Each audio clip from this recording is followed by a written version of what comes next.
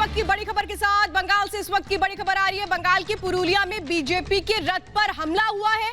BJP के रथ में तोड़फोड़ की गई है। इस वक्त की सबसे बड़ी खबर आपको बता रहे हैं। लगातार सवाल उठ रहे हैं क्योंकि बंगाल में जिस तरह से कानून व्यवस्था चुनावों के पहले भी चरमरा गई थी, अब देखिए किस तरह से बीजेपी की रथ यात्रा को टारगेट किया गया है। बीजेपी की रथ यात्रा को टारगेट किया गया है, लेकिन कौन है वो लोग जो इस तरह से बीजेपी के रथ को रोकने की कोशिश कर रहे थे। अब इस मामले में उस तह तक जाने की कोशिश होगी कि वो कौन लोग हैं जिनको परेशानी है बीजेपी की रथ यात्रा से। तो बंगाल में बीजेपी की रथ पर हमला हुआ है। बताया जा रहा है कि पुरुलिया में बीजेपी के रथ पर हमला किया गया है। तस्वीरें इस वक्त आप देख रहे हैं कि कैसे बीजेपी की ये रथ यात्रा जिसे रोकने की कोशिश की गई है और इसकी जानकारी बीजेपी ने ट्वीट करके दी है।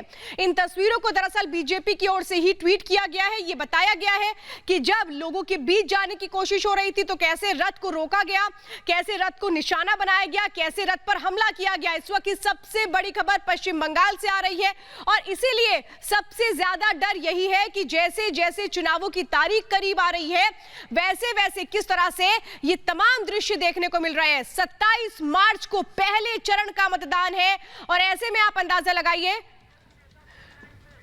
और बीजेपी सांसद अर्जुन सिंह इस वक्त हमारे साथ फोन लाइन पर जुड़ चुके हैं। अर्जुन सिंह जी, क्या लगता है किन लोगों ने हमला किया है? ये लगने की कोई बात नहीं है। सीधे तौर पर ये तृणमूल कांग्रेस के लोगों का ही काम है। तृणमूल कांग्रेस के पैर के नीचे से जमीन खिसक चुकी है। ममता बनर्जी और उनका भतीजा गला फाड़ रहे हैं, फिर भी पब्लिक सुन नहीं रही है। उसका जो इतने परेशान हो गए हैं कि अब इनके पास हिंसा को छोड़कर कोई जगह नहीं बचा है। इलेक्शन कमीशन को और भी मजबूती से इलेक्शन को कंडक्ट कराने के लिए तमाम इलेक्शन कमीशन में कंप्लेन की जाएगी इस मामले की भी अर्जुन सिंह जी?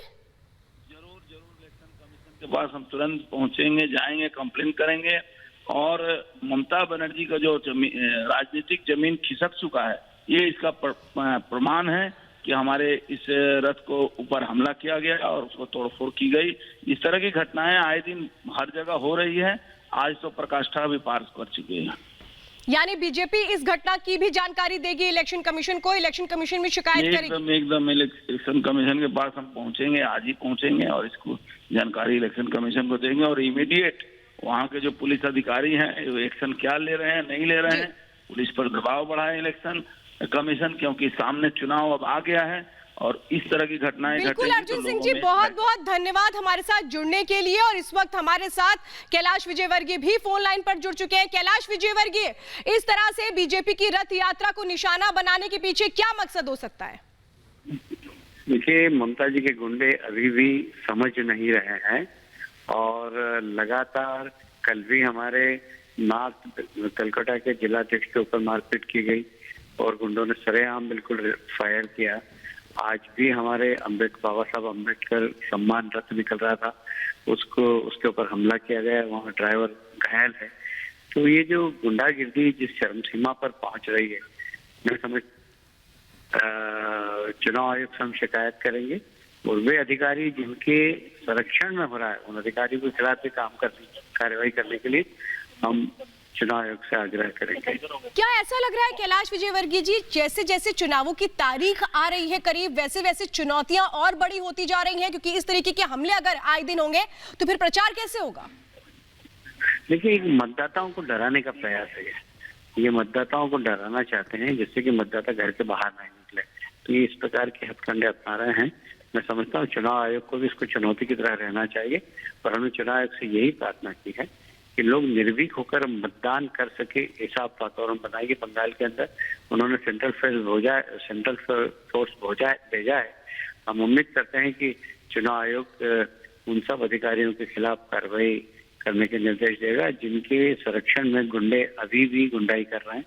और जब तक गुंडे अंदर नहीं होंगे, जो असामाजिक तत्व बंगाल के वो अंदर नहीं होंगे, तब तक इस प्रकार के अप्रजातांत्रिक काम चलते रहेंगे। कैलाश विजयवर्गीय, आप ये भी कह रहे हैं कि चूंकि टीएमसी की जमीन खिसक रही है, शायद ऐसा उन्हें लग रहा है, इसीलिए इस तरीके की बौखलाहट है? हाँ जी, बिल्कुल। टीएमसी की जमीन खिसक गई, बौखलाहट ही है। जब कोई भी दिया बुझता है तो थोड़ा सा ज्यादा चमकता है, तो इस प्रकार ही चमकाने की कोशिश कर रहे हैं, पर दिया टीएमसी का बुझने वाला है।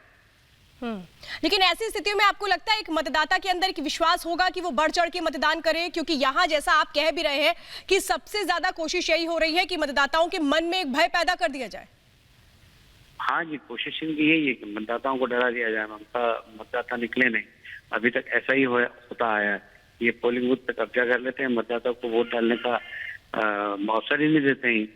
तो इस बार हम अपेक्षा कर रहे हैं कि चुनाव आयोग जिस प्रकार हमें विश्वास दिलाया, उन्होंने सभी राजनीतिक दलों को विश्वास दिलाया कि लोग मतदान कर सके, ऐसा वातावरण हम बनाएंगे। तो हमें उम्मीद है कि चुनाव आयोग इस प्रकार की घटनाओं को संज्ञान में लेगा और गुंडों के खिलाफ भी कार्रवाई करने के निर्देश देगा, और जो अधिकारी जिनके संरक्षण में ये सब गुंडाई चल रही है उन अधिकारियों को भी हटाने का काम करेगा। अच्छा कैलाश विजयवर्गीय जी, कुछ और जानकारी आप इस पुरुलिया की घटना को लेकर के दे सकते हैं कि कौन लोग आए, किस तरह से यह हमला किया गया?